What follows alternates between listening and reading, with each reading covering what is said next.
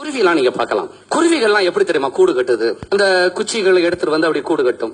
கூடு கட்டி அதை முடிக்கிற நேரத்துல மழையில் அந்த கூடு கீழே விழுந்து விட்டால் அந்த குருவி மீண்டும் அந்த கூடை எடுத்து வைத்து தொடராது, புது கூடு கட்டும்.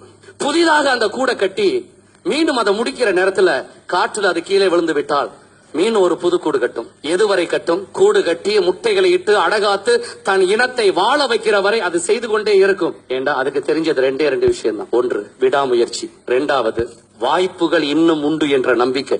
எத்தனை தடவைகள் கூடு கீழே விழுந்தாலும் அது மீண்டும் ஏன் பறந்து போகுது? இதே மாதிரி இன்னும் 1000 கூடுகள் கட்ட இந்த உலகத்துல வாய்ப்பு இருக்குன்னு நம்புது. யாரோ ஒருத்தருக்கு உங்களை பிடிக்காட்டா இனிமே எல்லாருமே உங்களை வெறுத்துருவாங்களா? ஏதோ ஒண்ணுல தோல்வி அடைஞ்சிட்டா இனிமே நம்ம நல்லாவே இருக்க மாட்டோமா? யார் சொன்னது? எண்ணங்களை நன்றாக வைத்துக் கொள்ளுங்கள், இல்லைன்னா நம்முடைய சொந்த எண்ணமே நம்மளை ஒரு நாள் கொன்றுவிடும். குருவிக்கு தெரிஞ்சது 2 சட்டங்கள் மட்டும்தான். விடாமுயற்சி, அதனாலதான் அது கூடு கட்டுது. இரண்டாவது ஆப்பர்ச்சுனிட்டிஸ், வாய்ப்புகள் உண்டு. எந்த குருவியாவது 5 தடவை கூடு கட்ட முயற்சி பண்ணி 5 தடவைகளும் கூடு பாதியோடு கீழே விழுந்த உடனே இனிமே வாழ்க்கை முழுவதும் கூட கட்டக்கூடாது நொந்து போய் நேரா கிஸ்ஸா சைவைக்கு மேல பறந்து பொத்துண்டு உளுந்து எந்த குருவியாவது தற்கொலைப்படி கிடக்குதா? யாரோ உங்களை திட்டா என்னங்க, நீங்க கெட்டவராக இருந்தாலும் உங்களை திட்டுவார்கள். அதே நேரத்தில் அவர்களை விட நீங்க சிறப்பாக இருந்தாலும் உங்களை திட்டுவார்கள். இதான் ஹியூமன் நேச்சர், மறந்துடாதீங்க.